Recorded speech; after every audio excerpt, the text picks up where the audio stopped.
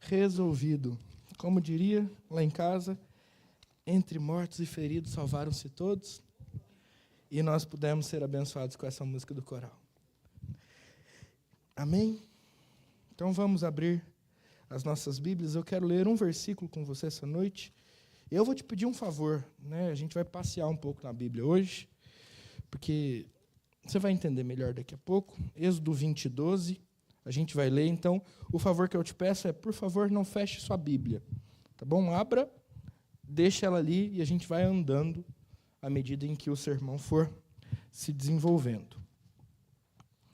A gente lê, ora e clama a Deus que nos abençoe e fale conosco. Eu não estou olhando para você porque eu estou tentando travar o púlpito aqui. Deixa ele assim, está tudo bem. É só me conter. Vamos ler juntos? Honra teu pai e tua mãe, para que se prolonguem os teus dias na terra que o Senhor teu Deus te dá. Até aqui. Vamos orar? Senhor, fala aos nossos corações, abençoe as nossas vidas, que teu Espírito Santo, Deus, nos incomode, nos transforme, nos restaure, nos converta, edifique a sua igreja através da pregação da sua palavra, e que seja, Senhor, a sua palavra a falar aos nossos corações. Em nome de Jesus, que as palavras dos meus lábios e o meditar do meu coração sejam agradáveis a Ti, porque o Senhor é a nossa rocha e o nosso Redentor. Amém e amém. Muito bem, irmãos. Esse é o último sermão que eu vou pregar esse ano sobre liderança. Então, a gente tem conversado. Semana passada o pastor Jeremias veio e nos presenteou com a palavra de Deus. Ele quebrou essa sequência. Mas antes dele, a gente vinha conversando sobre a liderança, a importância da liderança na vida da igreja, a importância de nós, em meio a crises, ouvirmos a liderança e deixarmos Deus nos guiar através dela. Mas eu prometi a vocês lá no começo, talvez você não se lembre disso, que eu também gostaria de abordar, e que eu abordaria, então, o problema da ausência masculina na liderança da igreja. Eu não sei se você percebe isso, mas isso é notório quando a gente vai pensar, por exemplo, no ministério infantil. A gente tem majoritariamente mais mulheres servindo do que homens. E a gente as crianças carecem de um padrão masculino dentro das salas de aula, de escola dominical, no culto infantil. A gente insiste para que a gente tenha um casal lá dentro e às vezes não acontece, né? E não é aqui, estou dizendo de maneira geral, assim que funciona. E se você para e começa a perceber, e nada contra, viu? E também não queria que vocês brigassem hoje para saber quem é o mais velho, o seu Leonel, o Dioclésio. Nada contra os mais velhos, não. Amo os mais velhos, né? Olha que bênção. Minha avó aqui, 93 anos, cantando e me fazendo entrar no coral, né? Porque eu vou ficar aqui esperando, porque eu não vou ensaiar também. Então, estou aqui com ela. Mas olha que bênção os mais velhos são. Mas se a gente olha para a liderança da igreja, a gente vê o quê? Majoritariamente pessoas mais velhas, e há um lapso. A gente tem uns heróis aqui na igreja, né, que estão chegando nos seus 45, 50 anos, não são tão velhos assim como os outros, mas há um lapso. Os de 35, os de 30, eles estão ali, ainda não se formaram como líderes. Onde é que eles estão? A gente percebe alguma coisa dentro dessa questão da liderança masculina, que existe um lapso geracional aí. Então, eu queria que a gente pensasse um pouco nisso. Existe uma crise de liderança instituída dentro da Igreja Presbiteriana do Brasil. É bem simples. É simples de você resolver e chegar nesse ponto, pensando assim: quem vai ser o sucessor do Hernandes Dias Lopes? Quem vai ser o sucessor do reverendo Augusto Nicodemo? Né? Você olha para um senhor de 70 anos e quem é que está ali com 50 para assumir com força o nome dele? A gente tem nomes, mas tem uma liderança que desponta? Não tem. E isso é o que me preocupa, porque isso reflete, em certo sentido, a saúde das nossas igrejas. E a gente tem, sim, uma liderança masculina mais tímida dentro do nosso arraial presbiteriano, e é por isso que lá atrás eu prometi que eu ia falar sobre isso, e eu queria tangenciar esse assunto hoje, conversando com vocês sobre o assunto, ou sobre o tema: a liderança começa em casa. É importante a gente entender esse texto que a gente leu e entender ele à luz, por exemplo, do breve catecismo, que quando vai definir o que é que o quinto mandamento, o único com promessa, exige de nós, ele extrapola a ideia de honrar o pai e a mãe. Eu não sei se você conhece o breve catecismo, mas ele alcança todas as instâncias de autoridade que a nossa vida apresenta a nós.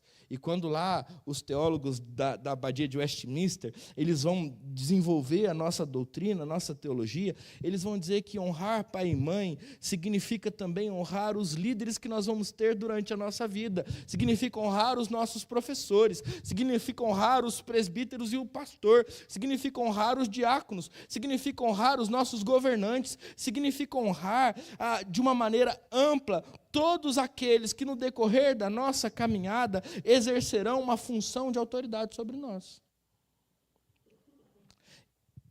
E é interessante, porque nós estamos falando de um texto que foi produzido em 1600, e aí Freud vai chegar em 1800, mais ou menos, né? Eu não sou bom de data, não. E Freud vai dizer, os leitores de Freud depois, e eu não concordo com tudo que Freud fala, não, tá bom? Só estou dizendo uma coisa que ele repetiu que a Confissão de Fé de Westminster já tinha dito. Então, nós dissemos antes, é isso que eu quero dizer. Freud vai dizer que todo problema de autoridade que o homem enfrenta na sua vida, então, viu polícia, ficou com medo, não consegue obedecer à professora, não consegue respeitar o presbítero, o diácono, o pastor dentro da igreja, não consegue, tem problema todo domingo, todo emprego que tem algum problema com o chefe. Todo problema de autoridade que o homem vai ter está ligado à figura paterna. A Confissão de Fé não disse isso antes? Que nós aprendemos a honrar as autoridades da vida, honrando os nossos pais. Então percebam que eu quero trabalhar com vocês, e para mim a resposta ela não é tão fácil assim de ser resolvida, mas ela é simples. Por que é que nós temos uma crise de liderança masculina instituída dentro da Igreja Presbiteriana do Brasil? E se você pergunta para qualquer pastor, a maior dificuldade que ele tem, ele vai dizer, eu tenho dificuldade de formar liderança. Não tem dificuldade de trazer membros. A palavra ela é eficaz para isso. E ela tem sido pregada nesse sentido. Ele não tem dificuldade de criar ministérios. Mas percebam, só para a gente pensar um pouco mais nisso, a gente não tem dificuldade de achar espaços para trabalho. A gente tem dificuldade de achar cabeças para esses trabalhos todos.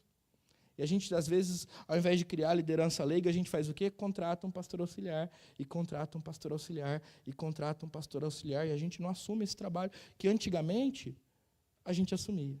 Então, para mim, o problema da liderança masculina, o problema dessa falta de liderança, começa em casa.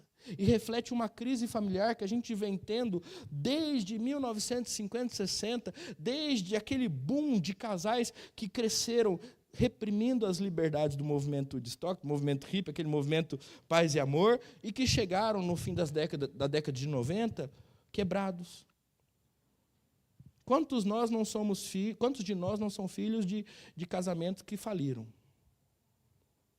Ou que chegaram à separação, ou que não chegaram à separação, mas muitas vezes a gente desejou que chegasse. Quantos de nós não experimentaram, não conhecem alguém que cresceu frequentando a nossa casa para fugir das brigas que tinha na casa do vizinho, ou que tinha na sua própria casa, melhor dizendo. Quantos de nós não conhecemos o que antigamente era algo raro, o que antigamente era crime, porque eu não sei se você sabe, mas o Código Penal brasileiro dizia que o adultério era crime até pouco tempo atrás, tornou-se algo banal. Então eu estou afirmando, liderança começa em casa, e a nossa crise de masculinidade dentro da igreja, ela reflete uma crise de masculinidade dentro de casa.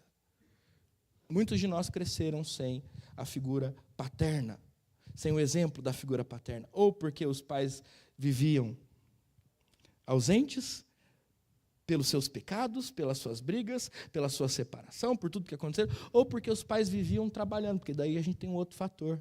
O Brasil cresceu muito nos últimos 50 anos. Foi um crescimento exponencial. Se a gente pega o Brasil dos meus avós e o Brasil de hoje, é um negócio muito diferente. Mas ele cresceu às custas de quem? Nossa. E aí a gente via os nossos pais saindo de casa cedo e voltando muito tarde, e a gente cresceu sem essa referência também. Isso quando não misturava-se as duas coisas, né? O pai que falava que estava trabalhando, mas na verdade não queria chegar em casa e arrumava mais uma desculpa para ficar para a rua.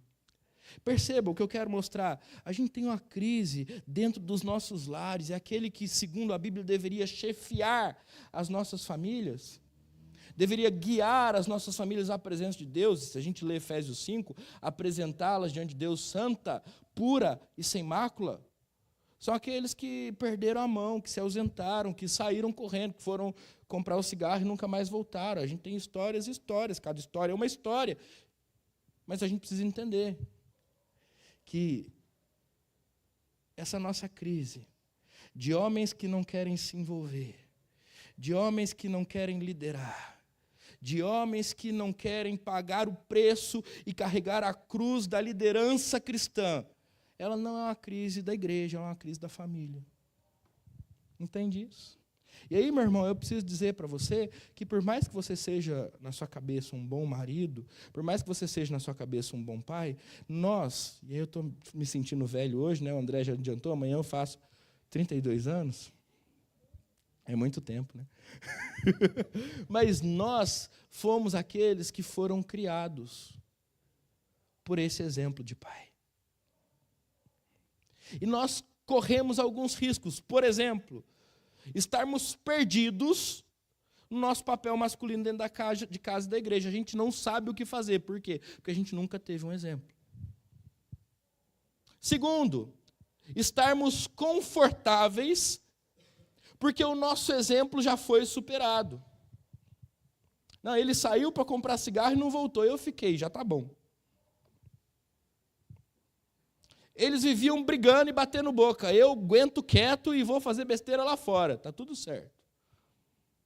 E a gente se contenta, porque a gente superou os nossos pais. Não é suficiente.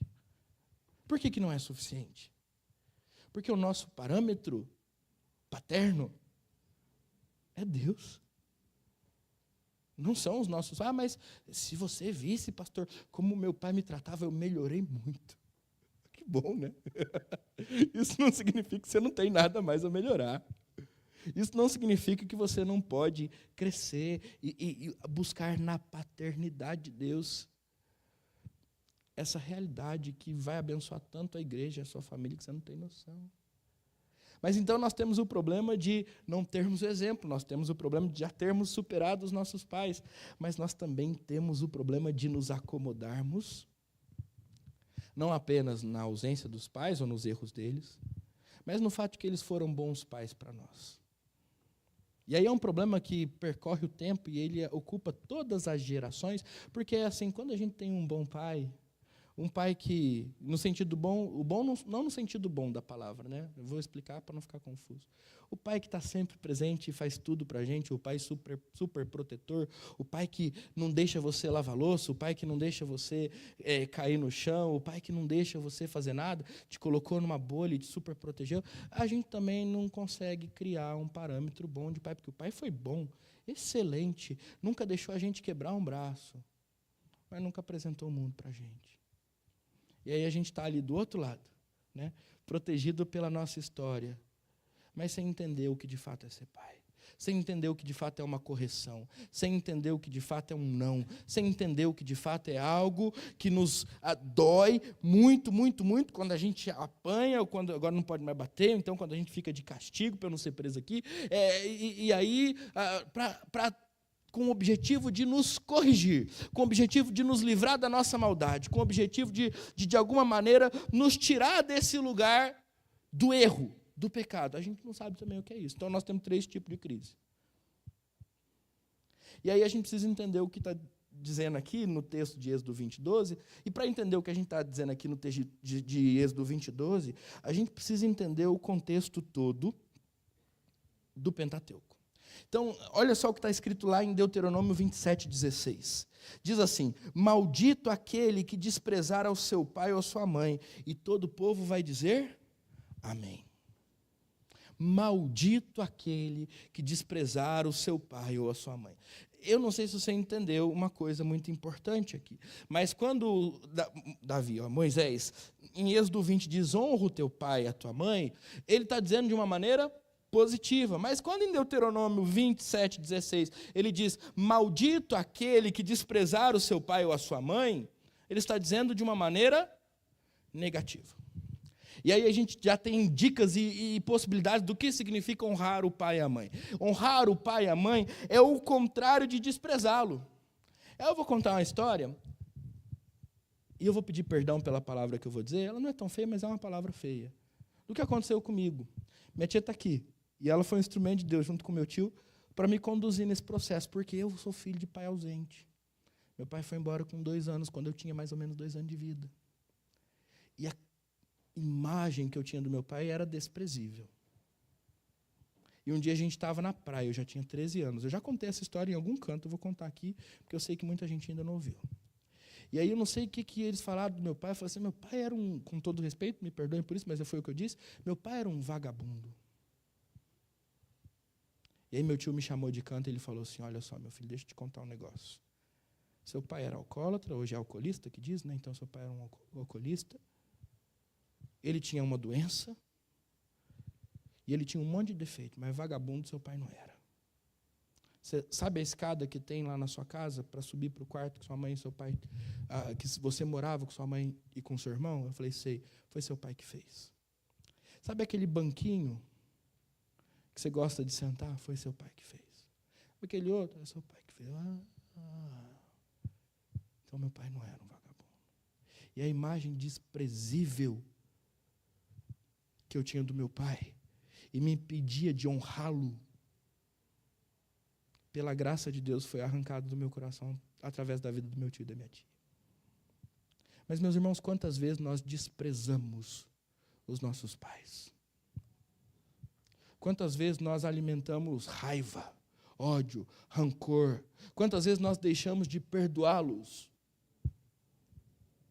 Isso é desonrá-los. Enquanto nós não aprendermos a honrar os nossos pais, enquanto nós não abrirmos mão do desprezo, enquanto nós não abrirmos mão dessa dor que é nossa, mas é egoísta, nós não seremos capazes de ser bons líderes, nem de honrarmos os nossos líderes, dentro das nossas casas e aqui na igreja. Entende isso? Entende a importância disso? Entende a gravidade disso? Agora eu quero te mostrar que o negócio pode piorar. E aí eu quero te convidar a ler comigo Levítico, capítulo 19. E aqui nós vamos ler alguns textos importantes. Levítico, capítulo 19.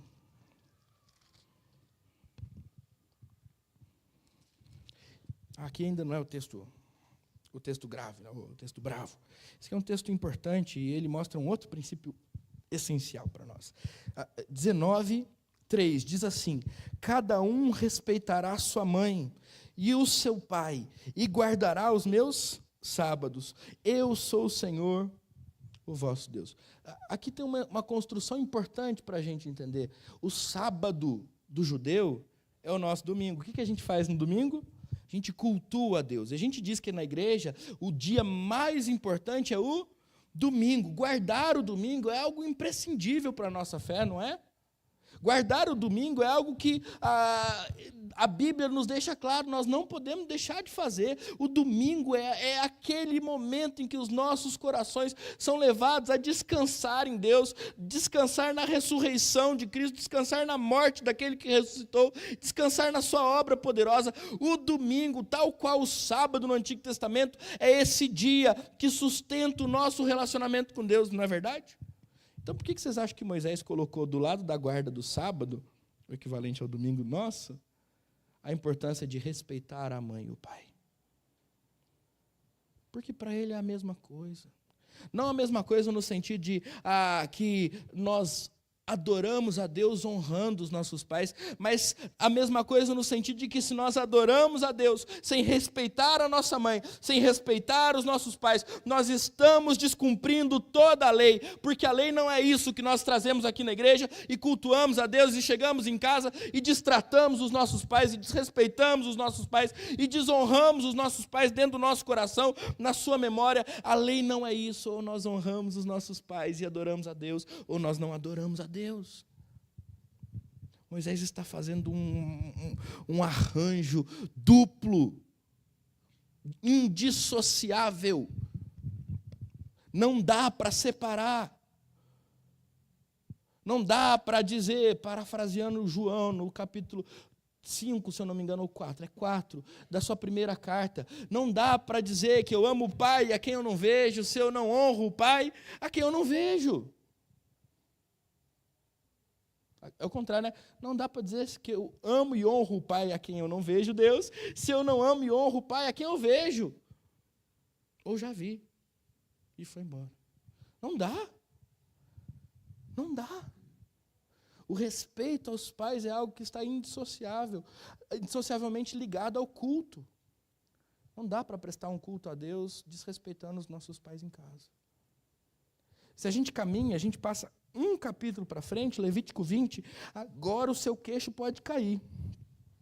Mas eu estou bem tranquilo quanto a isso. Então vamos lá, Levítico 20. A partir do versículo 9. Olha a lista de pecados que Moisés enumera aqui. Tá? E a gente costuma falar mal de todos os outros que estão depois do capítulo 9, mas a gente não lê do versículo 9, mas a gente esquece do versículo 9, que é a raiz de todos os outros, ok? E a psicologia também já chegou nessa conclusão. Então, vou ler para você o 9, vou ler 2 vezes o 9, depois eu leio o resto, para você entender que o 9 é o mais importante. Se um homem amaldiçoar a seu pai ou a sua mãe, será morto. Amaldiçoou a seu pai ou a sua mãe, e o seu sangue cairá sobre ele. Olha como isso é grave, porque se a gente lembra de onde a pena de morte foi instituída na Bíblia, Gênesis 9, ela foi instituída para quê? Para proteger a vida. Noé saiu da arca com seus filhos e Deus falou, vamos fazer aqui uma aliança. E nesse momento eu vou te dizer o seguinte, aquele que tirar a vida do seu irmão pagará com a própria vida, porque o preço de sangue é o preço da vida. Quem derramar o sangue de um, seu sangue será derramado. Aquela regra, a pena de morte estabelecida no Antigo Testamento para proteger a vida no meio do povo, agora é aplicada a quem amaldiçoa os pais. É grave ou não é? Então vou ler de novo para você aprender. Larga a mão de ser besta e ver se escuta, tá bom? Com carinho que eu estou dizendo, tá? Então não briga comigo, não. Se um homem amaldiçoar a seu pai ou a sua mãe, será morto. Amaldiçoou a seu pai ou a sua mãe, o seu sangue cairá sobre ele. Agora eu vou continuar lendo até o versículo de número 21. É isso? Não, estou errado. É isso mesmo. Até o 21. Se um homem adulterar com a mulher do seu próximo, será morto o adúltero e a adúltera. O homem que se deitar com a mulher de seu pai terá descoberto a nudez de seu pai. Ambos serão mortos, o seu sangue cairá sobre eles. Se um homem se deitar com a nora, ambos serão mortos. Fizeram confusão, o seu sangue cairá sobre eles. Se também um homem se deitar com outro homem, como se fosse mulher, ambos praticaram coisa abominável. Serão mortos, o seu sangue cairá sobre eles. Se um homem tomar uma mulher e sua mãe, maldade é, a ele e a elas queimarão, para que não haja maldade no meio de vós. Se também um homem se ajuntar com um animal, será morto e matarás o animal. Se um homem se achegar a algum animal e se juntar com ele, matarás tanto a mulher como o animal, o seu sangue, se uma mulher, eu li ao contrário ali, tanto a mulher como o animal, o seu sangue cairá sobre eles. Se um homem tomar a sua irmã, filha de seu pai ou filha de sua mãe, e vir a nudez dela, e ela vir a dele, torpeza é, portanto serão eliminados na presença dos filhos do seu povo. Descobriu a nudez de sua irmã, levará sobre si a sua iniquidade. Se um homem se deitar com mulher no tempo da enfermidade dela, ele descobrir a nudez, descobrindo a sua fonte, e ela descobrir a fonte do seu sangue, ambos serão eliminados do meio do povo. E aí o texto continua. Mas perceba, olha como Moisés, mais uma vez, ele é sutil ao vincular pecados que são cometidos tendo por base a mesma raiz. Por que será que tem 9 pecados de origem sexual na lista que a gente leu? e um pecado que tem origem na relação que nós mantemos com os nossos pais. Aí, de novo, a Bíblia foi escrita não sei quanto tempo antes de Freud, que diz que tudo é sexo. Né? Nada é sexo. Tudo diz respeito à nossa relação com os nossos pais, em aprendermos a honrá-los, respeitá-los, obedecê-los, a amá-los, a devotarmos a eles a nossa obediência. Tudo diz respeito a essa relação primeira que foi desonrada. E quando ela é desonrada, todo o resto acontece. Entende isso? E por que eu estou fazendo questão de ler esses textos mais cabeludos que a gente costuma citar? Para te mostrar duas coisas. Primeiro, a gente gosta muito de falar do outro lado, né? Do outro lado do muro. Falar, tá vendo? Está escrito lá na Bíblia, o homem que deitou com outro homem tem que morrer. Então, quando você falar disso, e eu não estou dizendo que eles estão certos, tá bom? Lembra que também fala que o homem que amaldiçoa o pai ou a mãe também tem que morrer. Porque são pecados da mesma natureza. E eu não estou combatendo ou dizendo aqui, pelo amor de Deus, eu vou dizer de novo, que a homossexualidade não é pecado, tá bom? A prática homossexual é pecado. Tão pecado quanto amaldiçoar o pai e a mãe. A pena é a mesma. O castigo é o mesmo.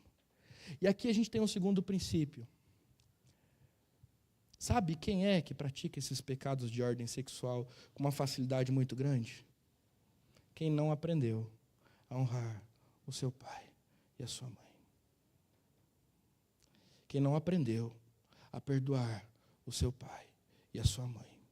Quem não aprendeu a respeitar o seu pai e a sua mãe. Entende a gravidade disso? Entende porque daí agora a gente fala assim, pastor, o mundo está de ponta cabeça e eu não sei o que foi que aconteceu. Eu já disse, vou repetir, pais ausentes são uma das causas de tanta prática homossexual nos dias de hoje. Mães coniventes são outra causa de tanta prática homossexual nos dias de hoje. Mas eu vou parar de falar só disso, vou falar de outra coisa. Pais ausentes e mães coniventes também são causa de heterossexualidade exacerbada nos dias de hoje. Pastor, esses meninos estão muito abusados, essas meninas também, né, pastor? Pois é, não tem pai para pôr limite, não tem mãe para pôr limite. As crianças, às vezes, recebem limite, mas não aprendem a honrar os seus pais. É assim que funciona. E assim vai continuar funcionando. O que eu estou querendo mostrar para vocês, meus irmãos, nesse ponto, nesse texto especificamente, é que honrar pai e mãe nos protege, além de nos formar em santidade e devoção. Quando a gente lê, por exemplo, outro texto, Malaquias, capítulo 1, versículo 6, a gente vê essa mesma expressão, honra, agora sendo aplicada não apenas aos pais terrenos, mas sendo exigida pelo próprio Deus. A gente não leu isso? Se eu sou pai, onde está a minha honra? E se eu sou o Senhor, onde está o respeito a mim devido?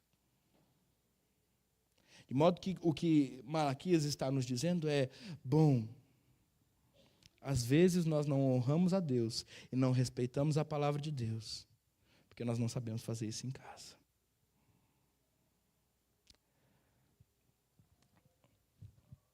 E aí eu termino esse primeiro ponto, porque tem um segundo, que vai ser mais rápido, eu prometo.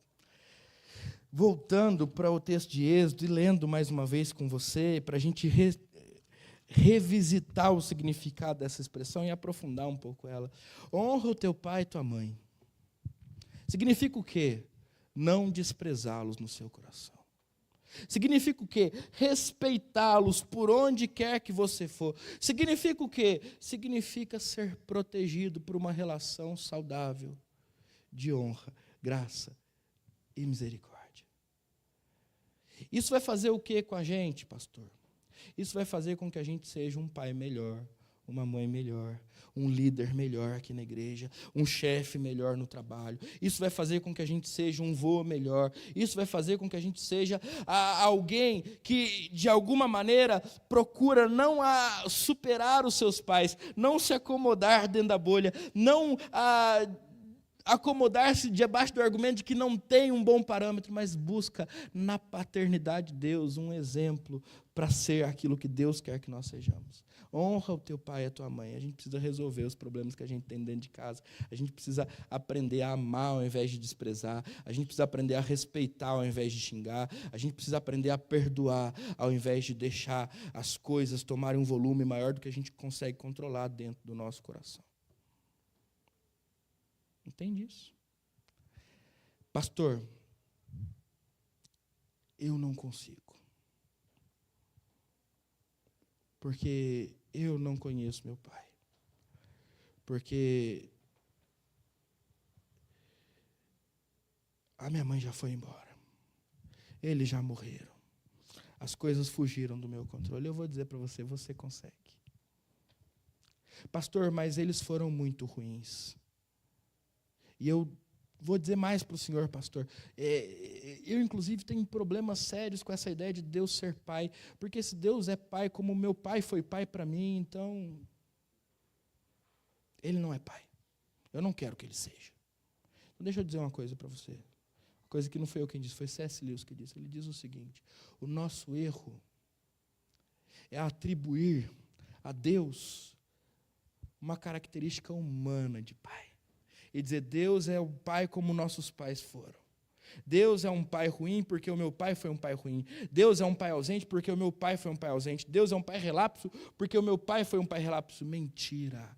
Porque esse é um erro que nós cometemos. Deus não é como nós.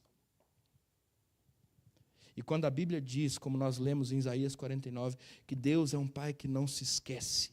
Deus é um pai que nos guarda nas palmas das suas mãos. Deus é um Deus que está presente entre nós, do lado de dentro das muralhas da nossa casa. Deus é um Deus que nos faz prosperar. Deus é um Deus que nos abençoa.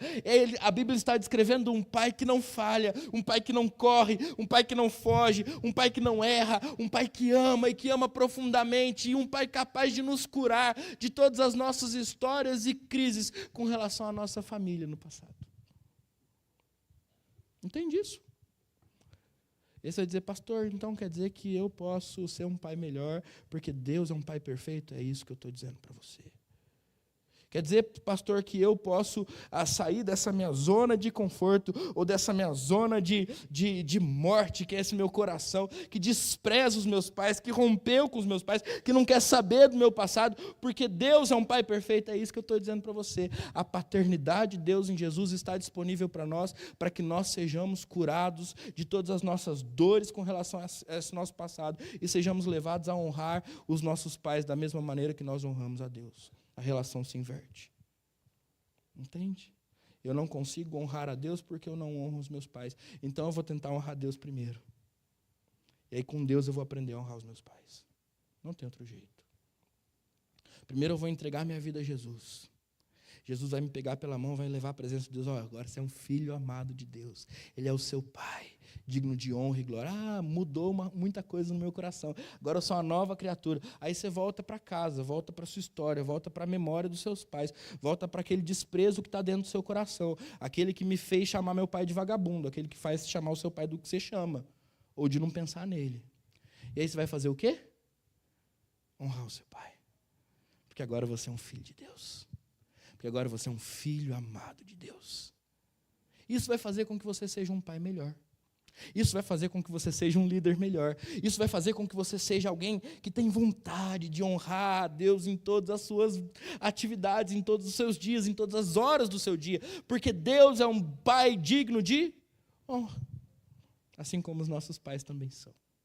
Pela palavra de Deus. Entende isso? Pastor, o que acontece quando a gente aprende a fazer isso para a gente terminar o sermão? O capítulo 12, o versículo 12 do capítulo 20 de Êxodo diz que quando a gente honra o nosso pai e a nossa mãe, os nossos dias na terra se prolongam. Qual terra? A terra que o Senhor, nosso Deus, nos dá. Aqui tem uma curiosidade e depois a gente vai para um outro texto importante. Primeiro, a curiosidade. Tem duas palavras hebraicas para terra. Uma é a que deu origem ao nome de Adão. Por que Adão chama Adão? Porque ele foi feito da Adamá, que é o pó da terra. E aí é interessante a gente parar para pensar o seguinte: a terra, no texto hebraico, ela é chamada de Adamá até Noé, o tempo todo. Porque até Noé, ou melhor, até Abraão, Deus não tinha um povo dentro da terra. Deus tinha a terra e as suas criaturas. E a terra pertencia às criaturas de Deus. Todo mundo é tratado por Adão, e a terra é chamada de Adamá, a terra que Deus fez para os seus filhos. Mas por causa do pecado do homem, a partir de Gênesis 12, a terra como um todo ela é chamada de Eretz. Um nome comum para a terra, sabe? É o mundo. O mundo é a terra. E aí, quando Moisés, que escreveu o Pentateuco, vai fazer referência à terra prometida, aí ele usa a palavra Adamá. Porque Adamá passou a ser a terra que pertence ao povo de Deus. Passou a ser a terra que pertence ao povo de Deus, porque Deus prometeu dar a terra a eles. Qual é a palavra que Deus está usando aqui com Moisés para dizer que os nossos dias na terra se prolongarão? São Eretz ou Adamá? O que você acha? Adamá, a terra da promessa.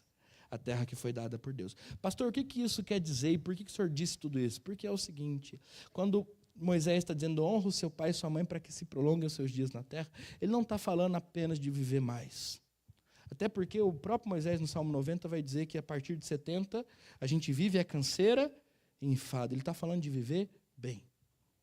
Na terra que Deus nos deu como promessa. Ele está falando de aproveitar a vontade de Deus sobre as nossas vidas. Ou seja, quando a gente aprende a honrar aos nossos pais e através deles a honrar a Deus, sendo líderes melhores, sendo pais melhores, sendo chefes melhores, sendo aqueles que Deus nos deu, nos chamou para ser, então nós experimentamos as bênçãos de Deus, as promessas de Deus, os propósitos de Deus para as nossas vidas, assim como o povo de Israel experimentou a terra prometida em sua plenitude quando obedeceu a Deus, nós experimentamos a vontade de Deus para nós e sobre nós também em sua plenitude. Nós não estamos falando apenas de dias que se alongam, nós estamos falando de dias que são bem vividos. E aí eu vou te contar uma outra história a respeito do que eu experimentei com o meu avô, que esteve no lugar de pai para mim.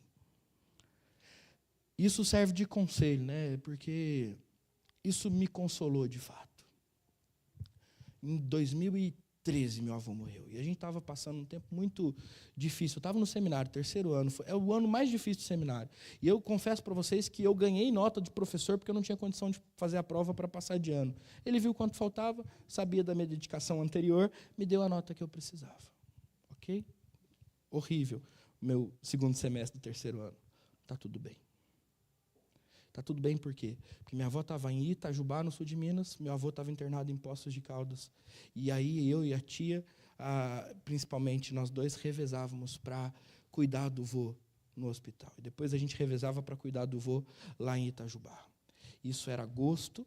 Eu cheguei para o pastor da igreja de Indaiatuba, onde eu era seminarista, eu falei para ele assim, olha só, eu vou sair. A gente estava num processo de transição. No final daquele ano, eu assumiria os adolescentes. Quando eu me formasse, eu já teria um emprego para ser pastor de adolescentes. Eu conversei com a minha tia, conversei com o meu tutor na época. Eu falei, olha, eu não quero mais, eu vou sair dali. Porque eu preciso cuidar da minha família, eu preciso ajudar lá em casa, eu não sei o que eu estou fazendo aqui. Meu negócio é ficar lá em casa. E aí a gente se revezava. A tia se virava durante a semana com uma prima e um primo, eu ia para o fim de semana, a gente cuidava, a gente fazia tudo. E o que eu quero dizer não é o quanto eu fiz, o que eu quero dizer é que aí no dia 23 de novembro de 2013, quando meu avô morreu, adivinha o que meu coração sentiu naquela hora? Tristeza. Mas logo em seguida, paz. Sabe por quê? Porque eu fiz tudo o que estava ao meu alcance, enquanto meu avô estava vivo. Honra o teu pai e a tua mãe, para que você tenha sentido nos dias que você vai viver na terra que Deus te deu. Entende isso? Aí passou um tempo, e eu não vou contar a história inteira, porque essa história ela é particular, eu vivi um pouco dela. E aí eu vi um pai, desesperado, sendo internado no pronto-socorro de um hospital, porque tinha acabado de perder o filho. Ele não era crente. E sabe o que eu vi no olho dele? Medo. Ele olhava para mim e falava assim, pastor, eu fui um bom pai, não fui? Eu fui um bom pai, não fui? Me pergunta uma coisa, como é que esse pai, desesperado, diante da morte do filho, tratava o pai dele? Preciso te responder? Não se falavam. Mal se viam. Ele foi um bom pai?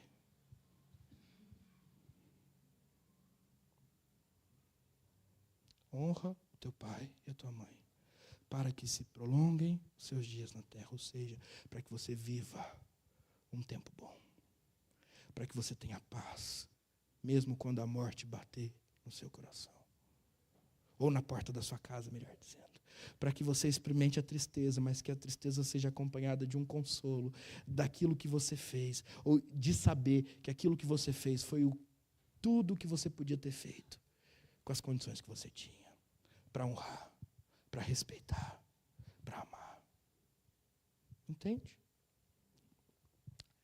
Essa palavra, para que se prolongue os seus dias na terra, ela se repete em Isaías 53:10. E aí agora ela é aplicada a Jesus, quando nós lemos no nosso tempo, dizendo assim: todavia ao Senhor agradou moê-lo, fazendo-o enfermar. E quando ele der a sua vida como oferta pelo pecado, verá a sua posteridade e prolongará os seus dias. A mesma palavra. Sabe por que a gente pode honrar os nossos pais? Porque Jesus honrou o pai dele. Sabe quanto custou para Jesus honrar o seu pai? Eu vou ler de novo. Ele foi moído.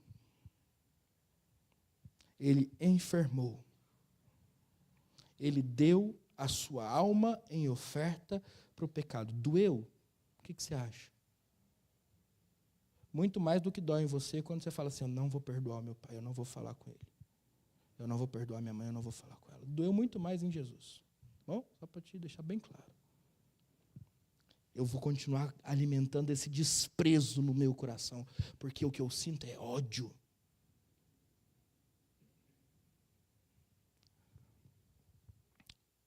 Jesus honrou seu pai por esse pecado que nós cometemos. Jesus honrou o seu pai porque nós desonramos, e todos nós desonramos os nossos pais em algum momento da nossa vida. Ele foi moído, ele enfermou, ele deu a sua alma pelo nosso pecado. Que pecado, pastor? Hoje à noite eu vou dizer: o pecado de desonrarmos os nossos pais. Mas quando Jesus honrou o seu pai, os discípulos de Jesus, os seus descendentes, porque eu não sei se você sabe, Jesus não foi pai de ninguém, né? Tem gente que quer dizer isso. Ninguém consegue provar. Os discípulos de Jesus tiveram seus dias prolongados. Então eu vou repetir o que eu disse. Jesus honrou seu pai para que nós pudéssemos ter dias suficientes para aprendermos a honrar os nossos. Quer que eu repita? Eu vou repetir. Só para você largar a mão de ser besta e aprender. Jesus honrou seu pai para que nós pudéssemos ter dias suficientes para honrar os nossos. Mas, pastor, eles não merecem. Eu não me importo com isso. Você também não merece o amor de Jesus. Você também não merece a graça. Você também não merece o perdão. Se a gente fosse falar de merecimento, sabe o que você merece? O inferno. A morte eterna. A ira de Deus. Mas, pastor, eles não fazem nada para melhorar, eles não melhoram, eles não vão mudar. Eu entendo isso muito bem. Mas ainda assim eu vou repetir: Jesus honrou seu pai para que você tivesse dias suficientes para aprender a honrar os seus. Mas, pastor, dói em mim. Eu vou repetir o que Jesus passou. Ele foi moído, enfermou e entregou a sua alma pelo pecado de todos. É dor o suficiente para você? É exemplo o suficiente para você? Então, meus irmãos, eu vou repetir por uma última vez e a gente vai pensar em algumas aplicações práticas para o sermão dessa noite. Jesus honrou o seu pai para que nós pudéssemos aprender a honrar os nossos e viver dias felizes. Como é que a gente pode aplicar isso para a liderança das nossas casas e da nossa igreja? Primeiro, quer ser um pai melhor? Quer ser uma mãe melhor? Aprenda a honrar os seus pais. Aprenda a amá-los apesar de suas limitações e nas suas limitações. Aprenda a,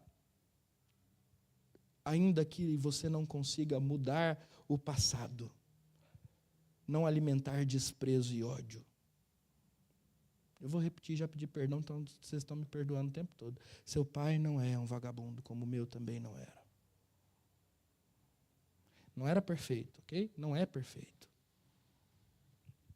Mas seu pai é o seu pai. E ponto final. Sua mãe é sua mãe. E ponto final.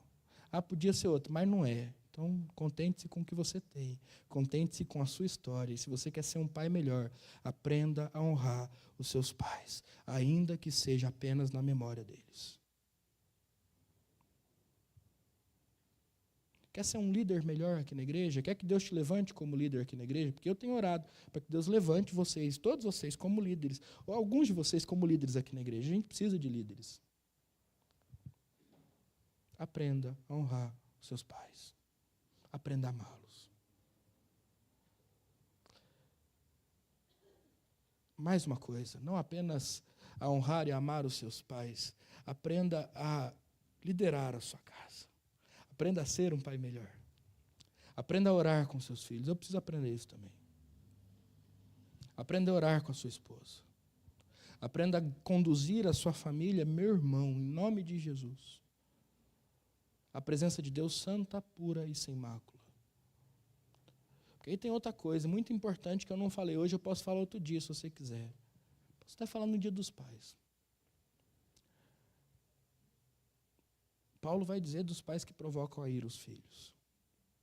E vai dizer do problema que isso é. A gente tem que tomar cuidado com isso. E se a gente quer ser um bom líder na igreja, a gente precisa ser um bom pai e ser um bom filho.